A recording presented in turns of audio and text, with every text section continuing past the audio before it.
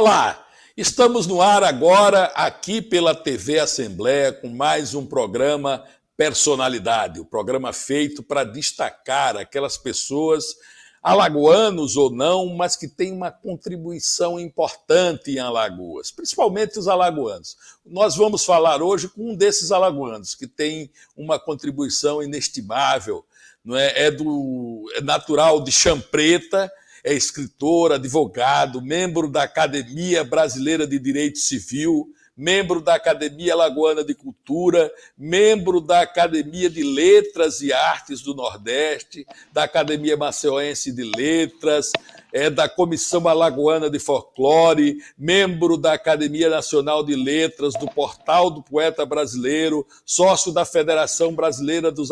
Homem, eu vou parar por aqui, Olegário, senão a gente vai tomar a entrevista toda, né? Porque realmente você é um prazerzaço estar com você aqui na nossa TV Assembleia, no Personalidade, e realmente, analisando toda a sua vida e todo o seu currículo, é uma vida dedicada à cultura e às letras, não é? E à ciência jurídica também, não é isso?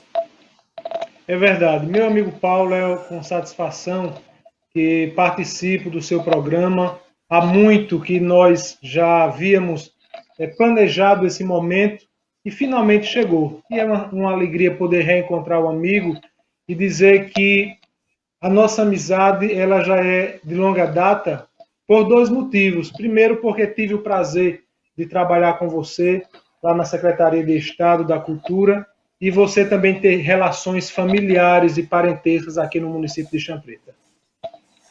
Isso. Olegário, desde aqueles nossos encontros que a gente falava muito sobre as suas atividades. E hoje o alagoano vai conhecer um pouco, porque esse programa é feito para isso, para mostrar ao alagoano quem somos nós, não é? Para que a gente aumente o nosso pertencimento, saiba que nós temos importantes nomes, né, no cenário alagoano e nacional, e você é um deles. Então, a gente sempre começa, Olegário, o nosso programa, e o nosso telespectador já está um pouco acostumado a isso. Quando eu não faço assim, ele me cobra, né? Que conhecendo um pouco do homem Olegário, desde menino, das memórias mais remotas. Você, como eu li aqui, é de Champreta, não é? Champreta é uma terra, um celeiro de folguedos. Então, vamos começar por aí, desde menino, e como essa vida de meninice e adolescência influi na sua vida até hoje. Então, vamos começar por lá. Natural de Champreta, pai e mãe, quem são, como foi a infância. Vamos começar por aí. É verdade, Paulo.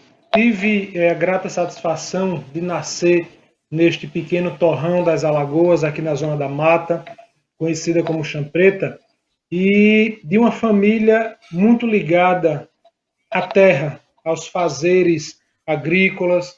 E desde menino tive esse contato com a questão agrícola, com a questão da terra, e talvez tenha nascido daí essa minha veia literária, porque eu me considero até um escritor bucólico e muito bairrista. De sorte, Paulo, que eu tive um contato inicial com as letras aqui mesmo na minha Champreta, quando ainda era criança, andando de pés descalços, né? Traquinando, como dizemos aqui no interior, e a partir daí nasceu esse interesse, baseado-se com certeza na circunstância que eu vivia, no meio social em que eu habitava, e nasceu em mim essa veia literária e cultural. De sorte que eu costumo dizer que talvez se eu tivesse nascido em outro município, em outro local, eu não tivesse tido tanta ligação com as letras, com a literatura, como eu tenho hoje por conta do município de Champreta. Mas vamos aprofundar mais isso. Sua mãe e seu pai, quem eram, o que faziam, você tem irmãos, não é? Como era essa primeira infância, digamos assim, é essa que você disse da traquinagem, do puxão de orelha, né? Que a gente antigamente levava um puxãozinho de orelha, verdade, hoje em dia não leva não, mas antigamente levava uns cascudos, né? Umas varinhas de goiabeira, como diz a história, para o menino ficar esperto. Então, como foi essa? Você disse que ligado à terra, né? Champreta é um município essencialmente agrário e pecuarista, né? Da questão da agricultura e da pecuária. Seus pais também lidavam com isso? Sim, especialmente o meu pai. Ele, desde novo, tem mantido essa ligação, principalmente com a parte da agropecuária. Ele lida com gado diariamente. Minha mãe é funcionária pública aqui do município de Champreta, já há quase 30 anos, e minha irmã, que também tem nos auxiliado.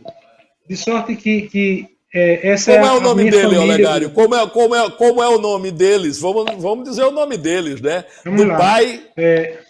Meu pai é Elson e minha mãe é Dileuza. Minha irmã se chama Ranúbia. Isso. Agora isso, sim, agora estamos agora apresentados. Está né? É verdade. Então, seu pai então lidou sempre com isso? Sim, a vida inteira tem lidado com a questão da agropecuária, principalmente com animais bovinos. Bom, e você disse que estudou aí no grupo escolar. Foi no grupo escolar. Normalmente tem um grupo escolar estadual, né, nos municípios. E você estudou em qual grupo? Lembra, assim, da primeira professora, daquela que lhe chamou a atenção, daquela que lhe incentivou na sua atividade? Lembro sim. Paulo, eu acredito que quase todas as escolas do município de Champreta, eu se fiz presente como aluno. Iniciei meus estudos na Escola Estadual Coronel Pedro Teixeira, é uma escola talvez a mais antiga aqui do município, da década de 20, onde eu tive a oportunidade de ter grandes professores ainda em tenra idade, ainda moleque, e lá eu aprendi, digamos, interagir ainda mais com essa parte literária por meio de uma professora que me é muito cara. Hoje, ela não reside mais em Champreta, mas foi talvez a pessoa que me lançou na vida literária, que foi a professora Albertina Brandão. Com ela eu aprendi desde menino, desde criança, o amor à cultura popular, o amor às letras e às artes, de sorte que esse sentimento eu trago comigo até hoje, porque eu tenho nessa professora esse referencial de mestra, de professora, de orientadora, isso na escola Coronel Pedro Teixeira, onde eu iniciei meus primeiros anos como discente, ainda mais ou menos na década de 90, com aproximadamente 5, 6 anos de idade. De lá para cá eu tive a oportunidade de frequentar a antiga escola cenecista Amélia Vasconcelos. Essa escola, Paulo, ela tem me marcado profundamente por dois motivos. Primeiro, porque foi nessa escola que eu tive um contato com a figura do saudoso professor Pedro Teixeira. Lá nessa escola, ele foi meu professor na disciplina de cultura popular e, nesse momento, nós criamos um vínculo de amizade, um vínculo de mestre e discípulo que me é caro até o dia de hoje. Como também, Paulo, na Escola Amélia Vasconcelos, eu tive o privilégio, a oportunidade de escrever meu primeiro poema, chamado Cor da Mortalha. Daí, eu digo que o Amélia Vasconcelos foi o marco, foi o início da minha vida literária, tendo Pedro Teixeira como base, como orientador, como mestre, como guia nesse mundo literário, e o templo, a escola, o Sodalício, que fez surgir o Olegário escritor e o Olegário poeta. Muito bem. E como foi essa... porque o professor Pedro Teixeira, muita gente se refere a ele, né? Você é muito jovem ainda para carregar, inclusive, o peso dos títulos e das participações e do que você já escreveu. Você tem quantos anos, Olegário? 34 anos, Paulo. 34 anos, muito jovem ainda. Você chegou a participar com o professor Pedro Teixeira naqueles grupos de folguedo dele, né, que ele mantinha isso, né, aqui em Maceió e também na terra dele, em Champreta. Chegou a ter essa vivência? Não para viajar, mas algumas apresentações aqui mesmo no município de Champreta. Eu não cheguei a viajar para outras cidades, já visto que naquele momento eu era muito novo, era criança para poder viajar, mas algumas apresentações participei sim, inclusive no recinto da escola Amélia Vasconcelos, sob a orientação dele. Não, vamos agora, Olegário, ver algumas fotos e você vai narrando as circunstâncias aí. Primeiro, são um conjunto de umas fotos que a gente tem de família e também da sua atividade. Depois a gente entra basicamente na sua atividade profissional de hoje, na sua lida, no que você já escreveu. Mas vamos ver aí essas fotos que o Renê nosso diretor, vai colocar aí para a gente. Aí, ó. É verdade. Deve ser você pequenininho. Sim, é verdade. É verdade. É verdade. E aí, Paulo, essa foto, ela, como disse anteriormente, ela me remete ao início da minha vida estudantil aqui no município, onde, aí na Escola Amélia Vasconcelos, estou ladeado de duas das grandes professoras que passaram na minha vida e que também tiveram uma presença muito singular na minha vida, que foi as professoras Lourdes e Ivone. Aí eu tinha aproximadamente uns 4 a 5 anos, mais ou menos era essa a minha idade aí. Olha, no desfile aí, isso, né? É verdade, é verdade. Nenhum desfile ocorrido em 1992, aqui no município de Champreta, por ocasião das comemorações da emancipação política. Nesse momento aí eu segurava uma placa com a inicial T, que era a inicial da Escola Estadual Coronel Pedro Teixeira. Desde menino eu sempre tive esse envolvimento com a questão cultural, com a questão artística, e aí é uma verdadeira lembrança. Volto realmente no tempo ao ver essa foto e retorno à minha Champreta de outrora. Ele aí. É verdade. Como todo cristão, esse é o momento importante que eu vivi, Paulo, porque foi o momento em que eu fiz a minha primeira comunhão, onde eu tive um contato maior com a igreja e ao lado sempre de Pedro. Pedro, durante toda a minha infância e boa parte da adolescência, ele foi uma figura muito marcante na minha vida. Como também aí estou Olegário, ao lado de minha genitora. Ele chegou a ser padre ou diácono, não? O professor Pedro Teixeira Sim, chegou a ter uma militância na igreja, né?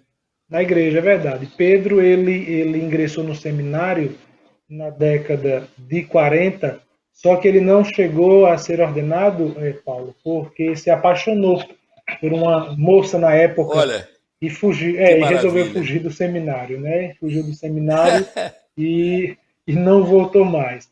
Mas Pedro sempre teve essa ligação com a Igreja Católica, embora não tenha sido sacerdote, não tenha sido ordenado padre.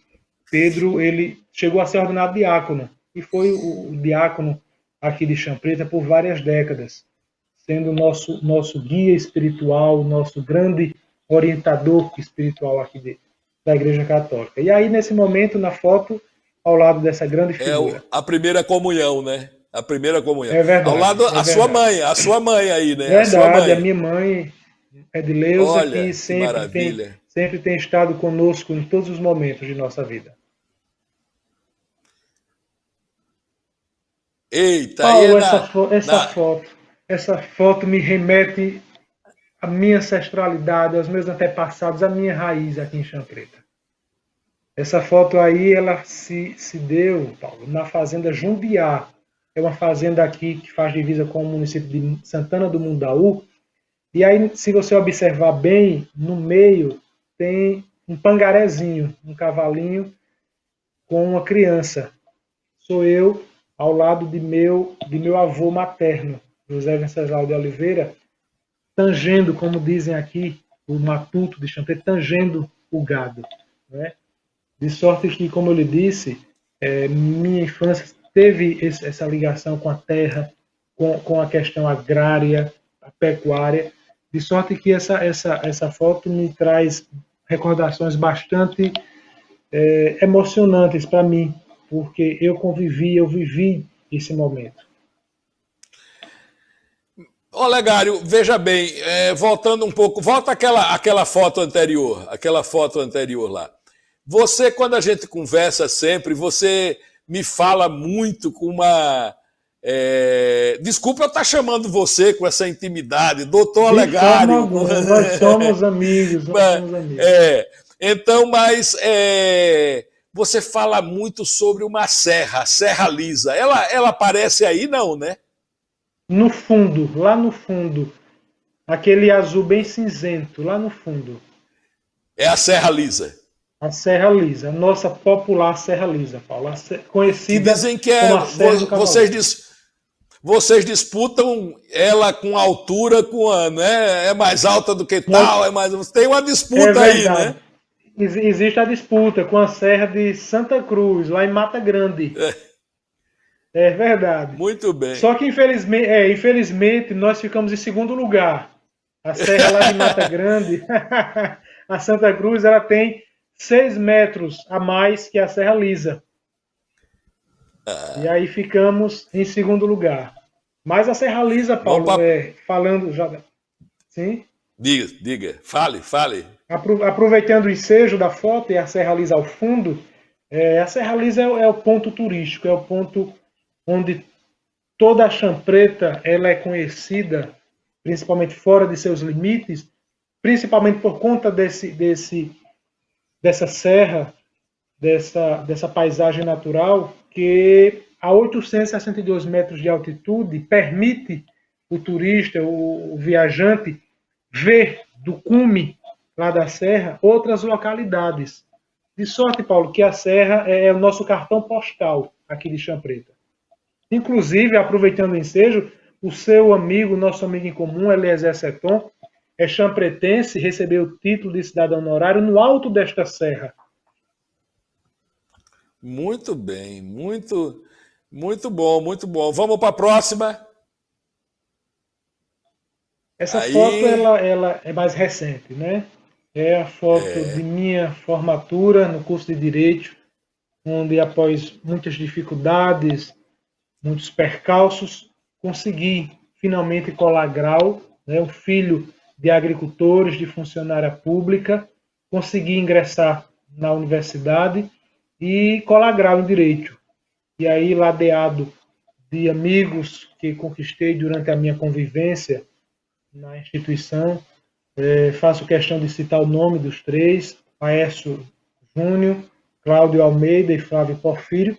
Foram esses grandes amigos, além de outro que não está na foto, Jonathan Macedo, foram os grandes amigos que eu consegui conquistar e que até hoje mantemos essa amizade que a faculdade e o curso me proporcionou. Essa foto, ela tem, para mim, um significado importante, Paulo. Primeiro, porque é a minha posse como membro na Academia Alagoana de Cultura. E segundo, porque tive a oportunidade de ser apadrinhado por uma das grandes personalidades das letras e da cultura alagoana, que foi o doutor José Medeiros, deputado José Medeiros, que todos nós conhecemos.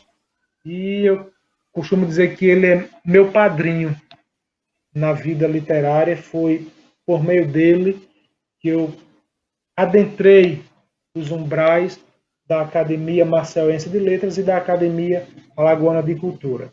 De sorte que essa foto tem me marca profundamente, porque tenho recebido na época, diversos ensinamentos desse grande homem que foi o José Medeiros.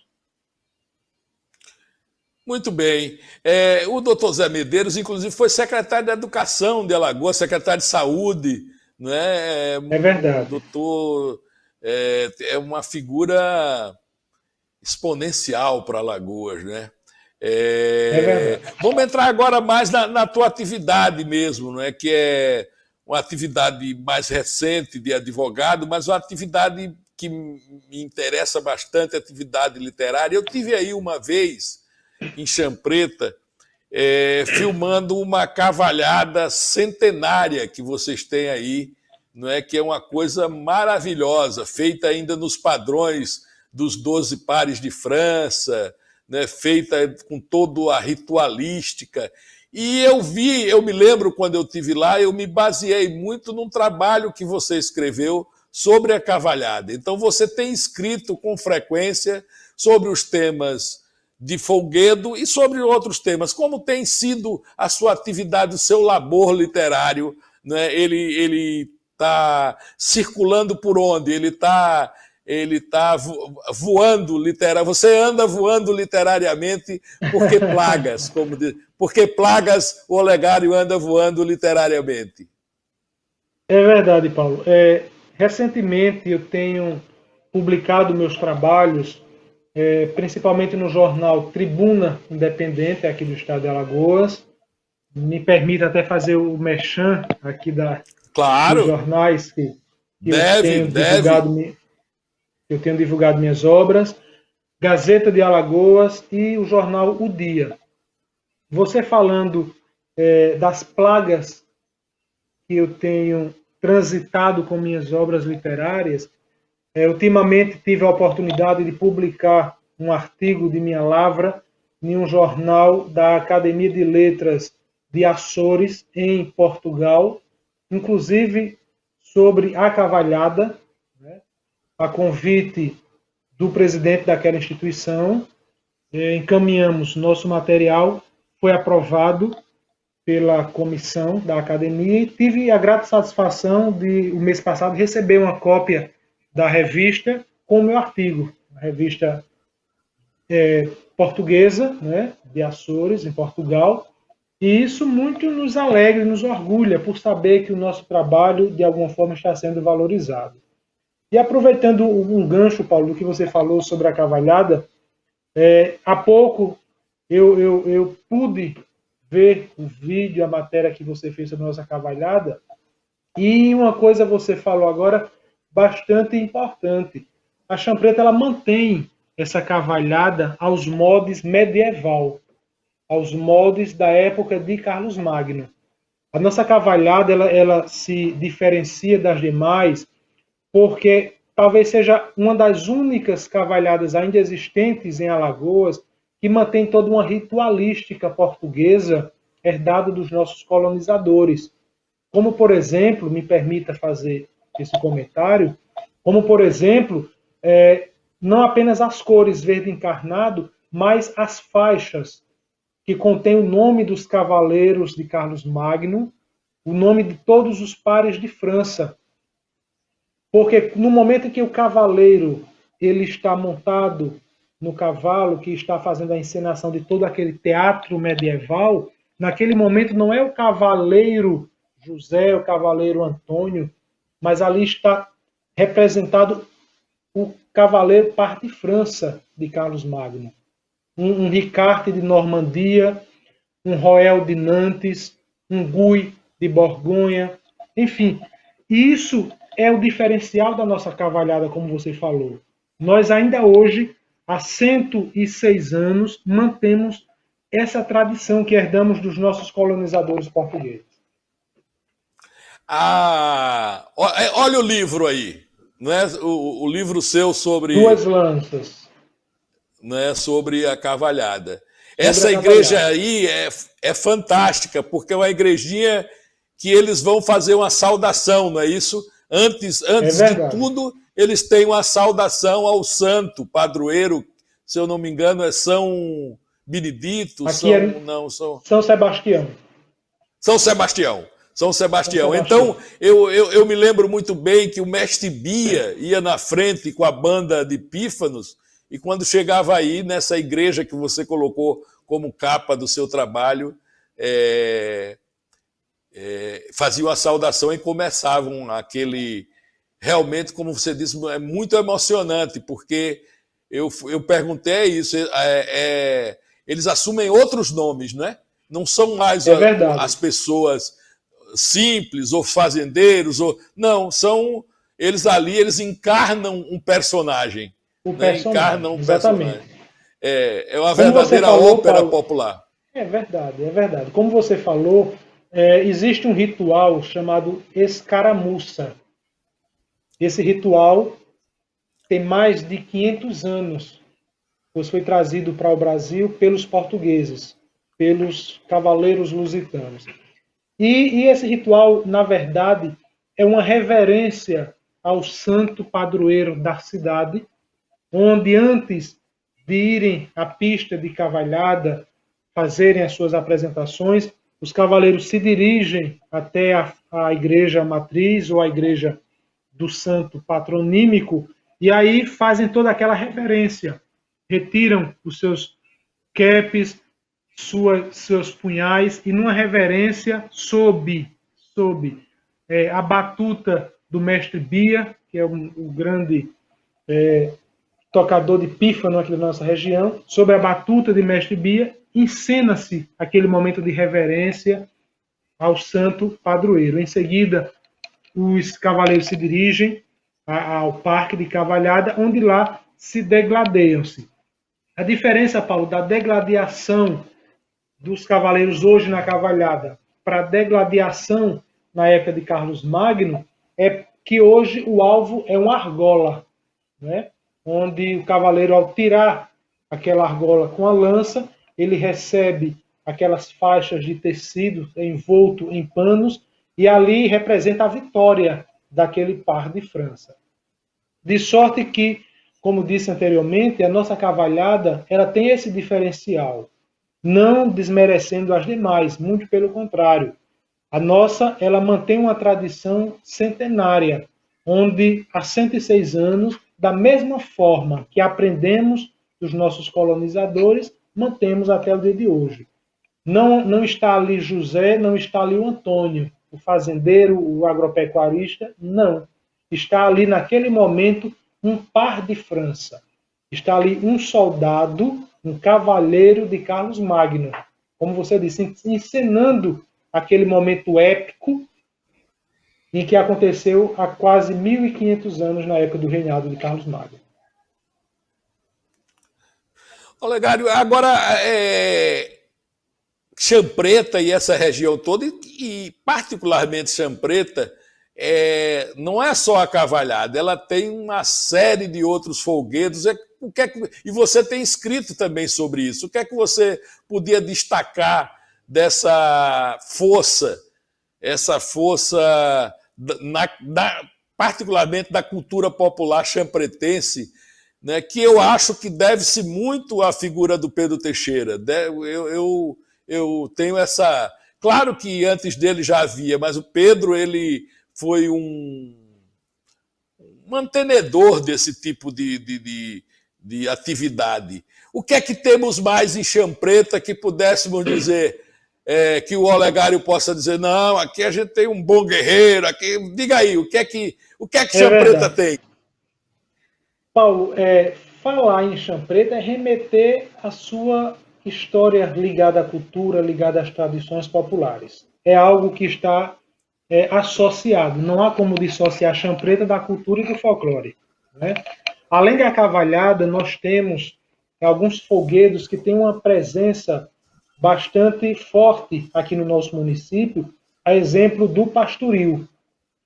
Esse folguedo genuinamente natalino e alagoano, ele tem uma presença forte em Champreta desde a década de 20, quando ainda uma tia de Pedro Teixeira trazia esse folguedo da Viçosa para o nosso município, isso na década de 20. Nós temos também, por exemplo, aqui um folguedo genuinamente afro, que talvez só exista aqui em Champreta e em Quebrangulo, que é a Nega da Costa.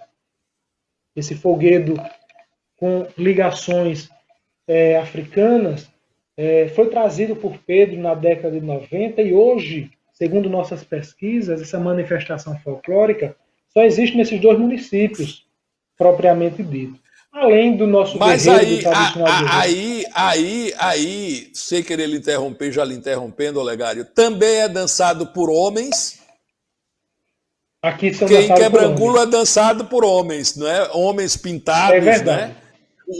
É Né, verdade. com o rosto pintado e de tossal, de saia da costa, né? Aí É também, então. verdade. Aqui da mesma forma, a dança, a expressão rítmica é a mesma, igual à do folguedo da cidade de Quebrangulo. Também nós temos aqui em Champreta uma ligação muito forte com o coco de roda, Paulo.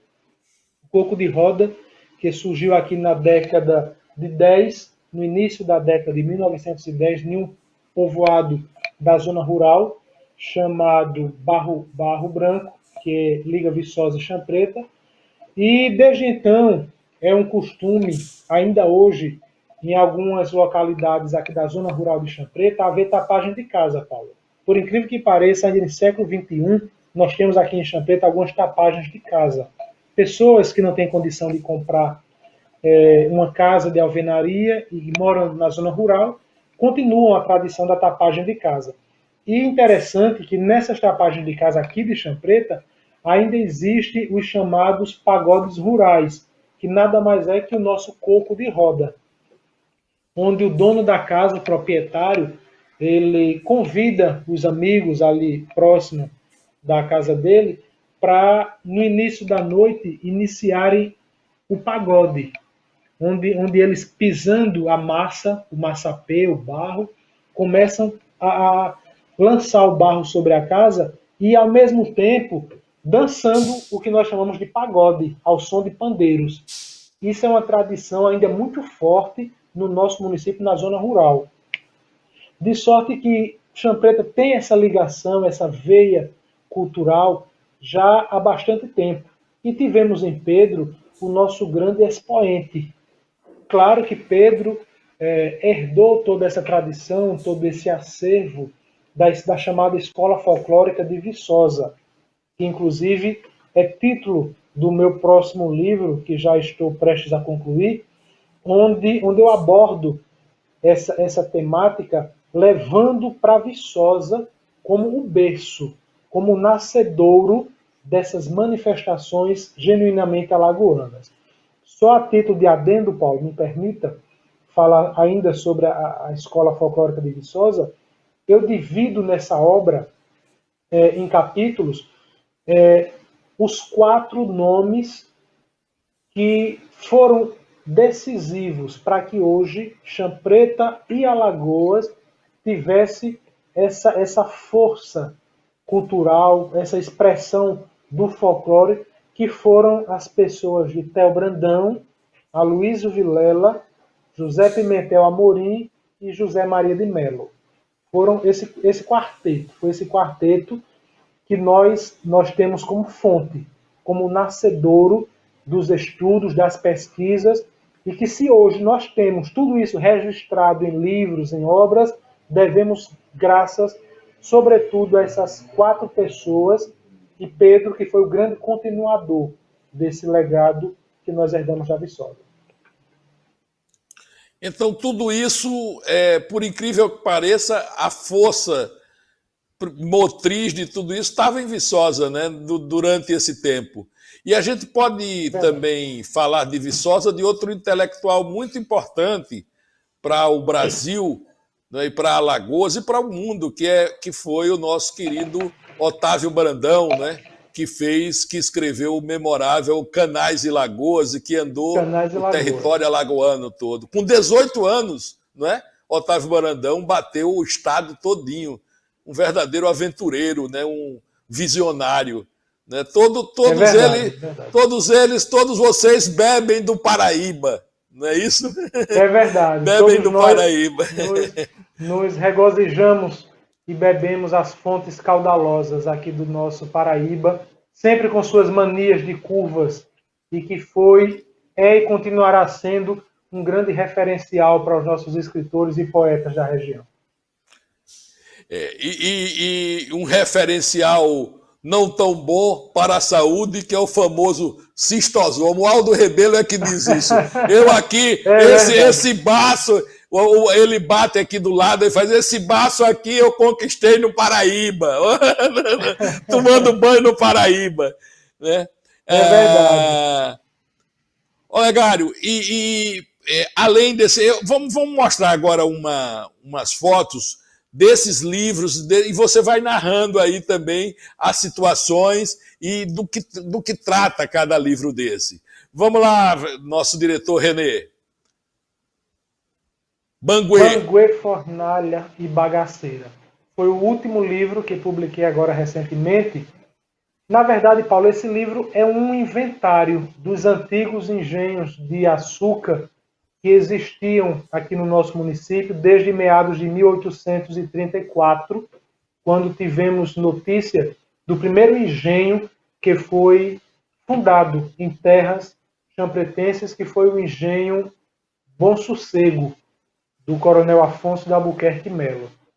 De lá para cá, durante todo esse período, até meados de 1940, nós tivemos aproximadamente, Paulo, aqui em Champreta, no território champretense, quase 60 banguês, quase 60 engenhos de banguês que moíam diariamente a cana para produzir o açúcar e a chamada aguardente, que foram, por várias décadas, a força econômica que moveu Viçosa e a Champreta. Esse trabalho, eu tive o privilégio de ter um grande escritor e historiador brasileiro fazendo o prefácio desta obra, que foi Laurentino Gomes, autor do livro 1888 e agora a Escravidão. E Laurentino, gentilmente, nos brinda com o prefácio desta obra. E, para mim, esta obra tem um cunho importante, Paulo, porque é um registro histórico do que foi a Champreta há 100 anos atrás. Se a Champreta e a Viçosa é o que é hoje a nível de economia aqui na nossa região, deve, sobretudo, aos antigos engenhos de açúcar que, por décadas, ajudaram, foram a mola propulsora da nossa economia. E, nesse trabalho, eu faço menção especial a um antigo engenho que depois se tornou em usina, que foi o antigo engenho Recanto. Depois se tornou usina Recanto, de propriedade do Dr. Cezedelo Maia de Barros Correia, que foi inclusive deputado estadual à época, foi secretário de Estado da Fazenda de Osman Loureiro. E na nossa região só haviam duas usinas, que era a usina Boa Sorte, na Viçosa, da família do Dr. José Aprígio Vilela, e aqui, a usina Recanto do Dr. Cezedelo. De sorte que esse livro ele é muito mais um livro histórico, um livro de memória, pois trata, sobretudo, da maneira que o champretense vivia, os costumes que nós champretenses vivíamos no início do século XX. Você, salvo engano, você disse cerca de 60 engenhos banguês, não é? Ainda há vestígios de alguns deles, ruínas. Eu estou vendo aí da capa que você, não sei se isso é foto atual, mas ainda existe algum vestígio, não é, dessas arquiteturas, desses, porque a gente vê ali na usina Boa Sorte, eles mantêm ainda a parte da usina antiga, sim. Não é? E alguns engenhos também mantêm-se, mal ou bem, mas acabam se mantendo ali como uma relíquia da família. Em Champreta ainda tem alguns desses que você consegue enxergá-los? Nós temos alguns poucos, Paulo. Com relação a isso, nós temos, por exemplo, o da Recanto. O engenho Recanto, depois se tornou usina, ainda está intacto. Por incrível que pareça, há mais de 100 anos, ainda continua todo preservado. Haja visto que os descendentes de Cezedelo mantêm todo aquele prédio, toda aquela arquitetura preservada até o dia de hoje. Os demais, infelizmente, estão apenas em ruínas. Como podemos ver aí na foto, essa foto é do antigo engenho Floresta, hoje praticamente desaparecido, não mais existente no nosso município. Mas temos sim algumas poucas ruínas que ainda preservam esse momento histórico que a Champreta, que a Viçosa viveu há mais de 100 anos. E nossos folguedos, Paulo, retornando a esse assunto, nasceu à sombra dos antigos engenhos da Champreta, à sombra da Casa Grande, né, das senzalas que haviam aqui e que hoje, graças a Deus e à ajuda de alguns amigos, ainda mantivemos eles vivos, no caso os folguedos, e tenho certeza que continuaremos por muito tempo. Vamos mais, esse aí, olha.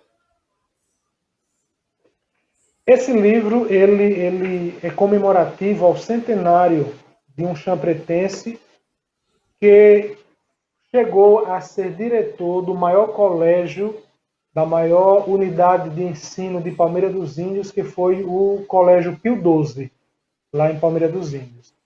É o livro Ecos de Homilia, onde eu narro a vida e a obras desse grande champretense, que foi Padre Dimas Gomes de Brito, que chegou a ser superior da província do Sagrado Coração de Jesus aqui na região Nordeste, foi eleito, só que não assumiu, haja visto que faleceu antes de assumir o cargo de superior da província.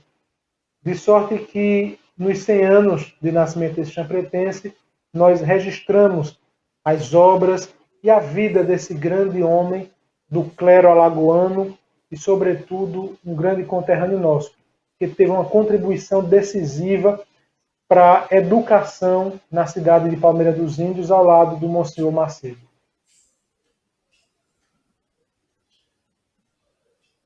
Mestres do Folclore Brasileiro.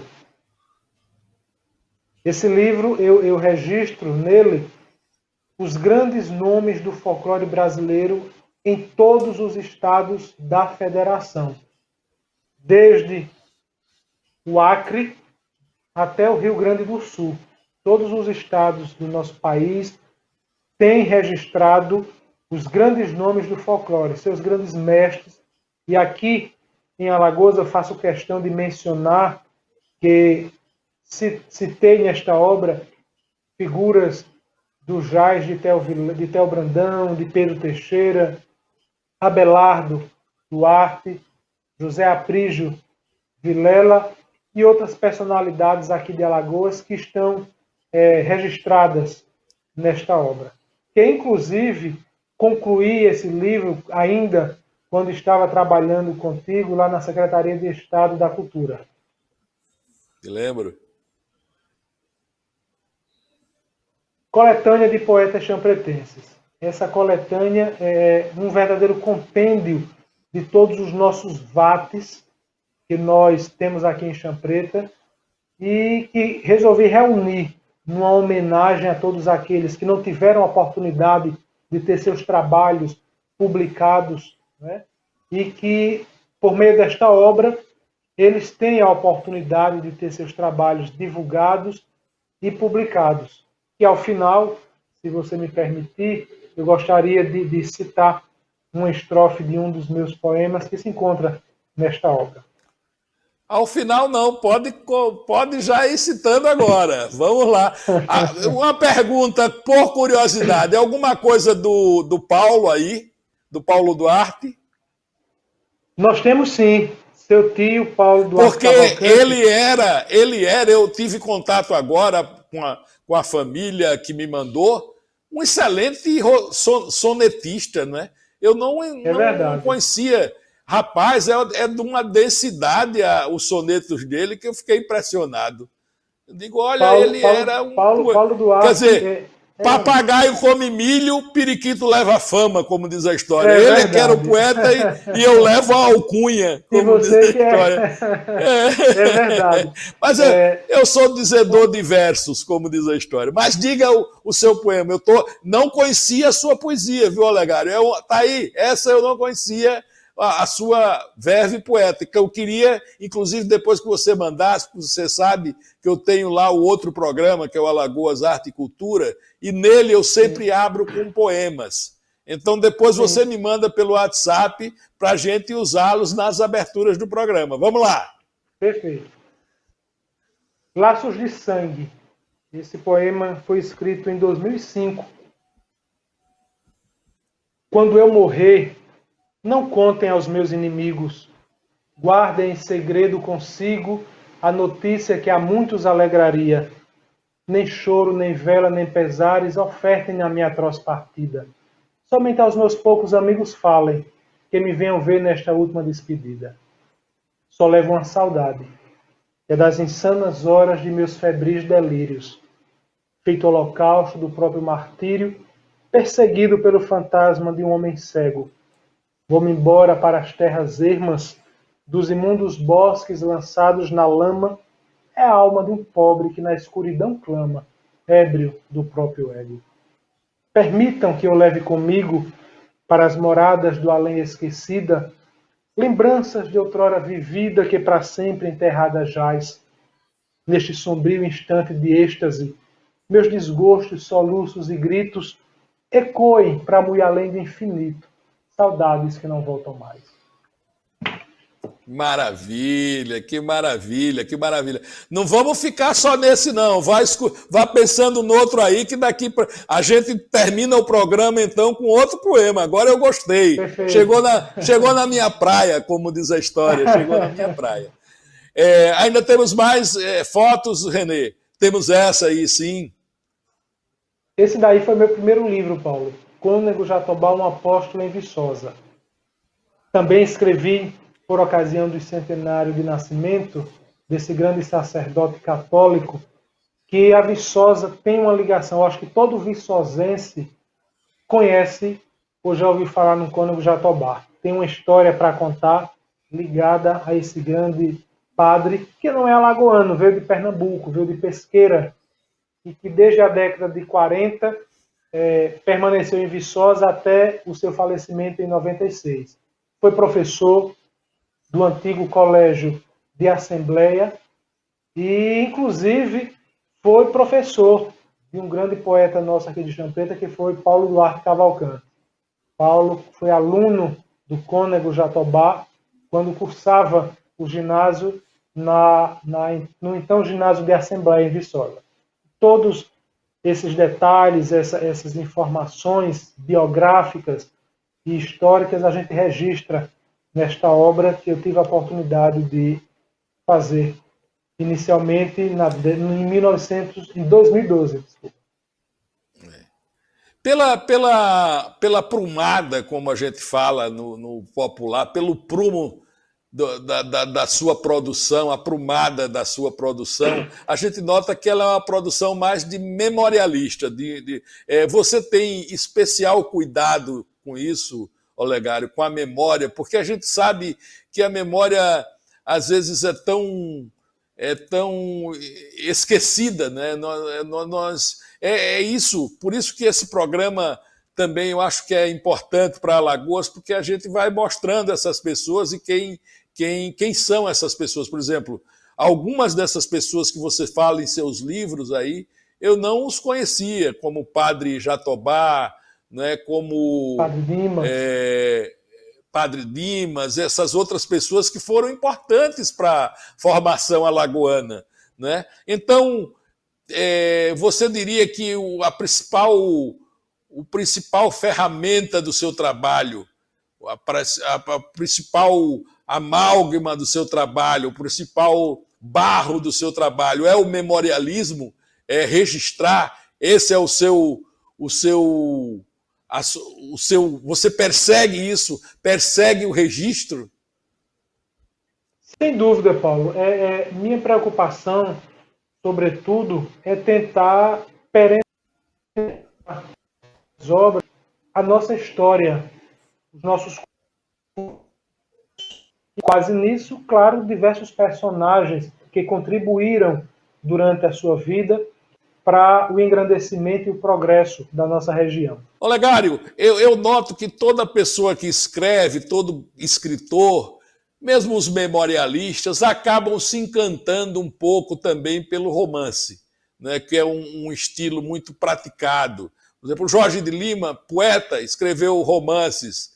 Né? Já o Graciliano, que era escritor de romances, escreveu poesia e disse que ninguém publicasse, que a poesia não prestava, como diz a história. Proibiu de publicar. Mas você já pensa num livro só seu de poesias e também em enveredar pelo romance? Sim, Paulo. Inclusive, estamos já trabalhando neste tipo de literatura.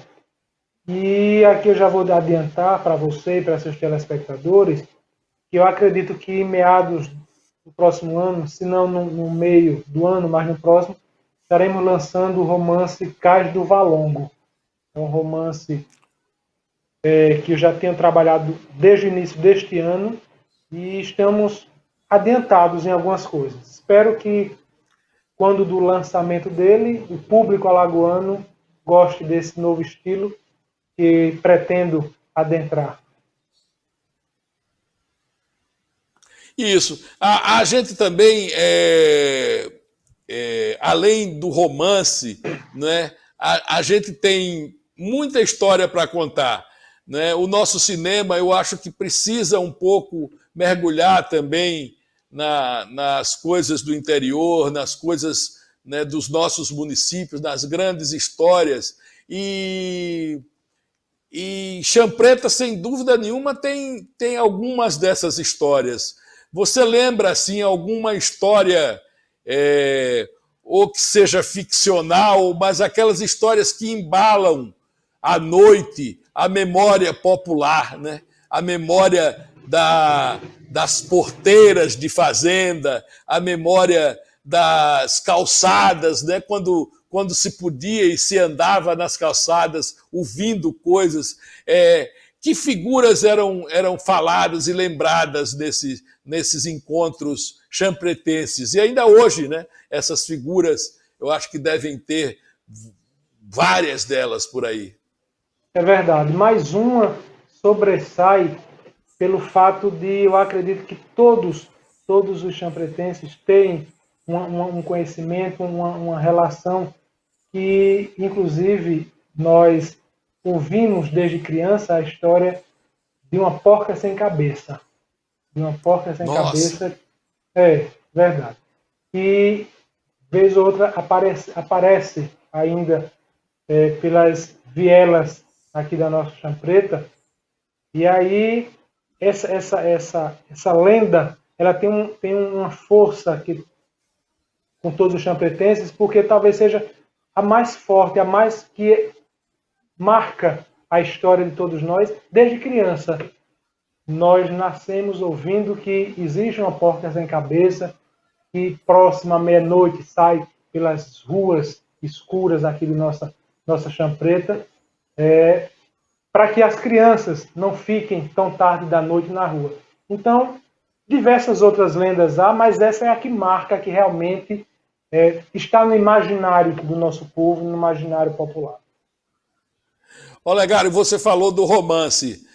Claro que eu não quero que você conte a história toda, mas vai contar um pouco o quê? É sobre o romance, uma ficção sobre, né? Você vai usar como pano de fundo, digamos assim, como cenário para o teu romance. O que é que ele vai contar? Que história ele vai nos contar? Veja bem, Cais do Valongo, ele não é um romance regionalista, como boa parte dos romancistas aqui do Nordeste estão adaptados. O fato, o enredo, ele se dá na cidade do Rio de Janeiro, então corte, na época corte do Império, certo? Cais do Valongo, porque diz respeito ao cais lá do Rio de Janeiro, que recebe o nome de Valongo, onde recebia os escravos no final do século XIX. E esse romance, ele trata-se de um romance onde narra, digamos assim, a história de uma africana que chega, que desembarca no cais do Valongo, no Rio de Janeiro, vindo do Congo, de uma cidade do Congo. E aí essa negra, ela tem um envolvimento com um deputado, na época, à corte. Um dos personagens era um político, um deputado que detinha mandato, na época, na corte, em Rio de Janeiro, e daí surge todo um emaranhado, toda uma trama que o público alagoano vai ter a Que oportunidade de maravilha! conhecer. Maravilha, já estou curiosíssimo aqui. Olegário, infelizmente a gente está chegando ao final da nossa entrevista. Eu quero agradecer muito em nome da TV Assembleia, em nome da Assembleia Legislativa, não é, a sua participação. Não é, foi muito legal para o alagoano, para mim, te conhecer mais um pouco também, que eu, mesmo sendo teu amigo, acabo conhecendo um pouco mais de detalhes da tua vida, e eu tenho certeza que o alagoano vai ouvir, ou já ouviu muito falar em você, ainda vai ouvir muito desse intelectual importante para a nossa história. Mas como a gente tinha combinado, vamos terminar esse nosso papo com poesia, né? Porque eu adorei o teu poema, e então eu deixo aí para as tuas... Eu já vou me despedindo aqui do público e dizendo que vocês podem ver essa entrevista, né, outras vezes nas reexibições e também pelo YouTube da TV Assembleia e o YouTube do Alagoas Arte e Cultura.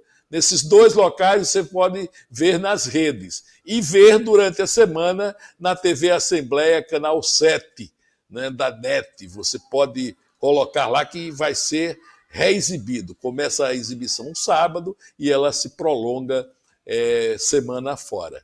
Então vou me despedindo de vocês e deixando vocês aqui para as despedidas do nosso querido doutor Olegário e deixando vocês também com um poema do nosso querido poeta Olegário Venceslau. Meu amigo Paulo, quero novamente lhe agradecer por essa oportunidade de estarmos no seu programa e dizer que estamos à disposição. Você é um amigo muito querido, uma figura exponencial das nossas Alagoas, e eu encerro a minha participação no seu programa lendo o meu poema Caçador de Mim, escrito em 2004. Vai-te veloz corcel por entre campinas, de febris noitadas galopando buscar, audaz cavaleiro jogador de esgrima, pobre andarilho na vida vagar. Depressa, já a noite é chegada, corre pela estrada de poeira encoberta, não receeis a encontrar no caminho um fantasma com frio e sozinho, sou eu, esse ébrio poeta. Após findar a exaustiva procura, sentado em cinzas, arauto errante, verás um ser de profunda amargura, não temais, sou eu, perdido viajante. Parti, ó bravo mensageiro, vai-te embora pela estrada sem fim, se vês por ela um triste caminheiro, lembrai-vos sou eu, caçador de mim.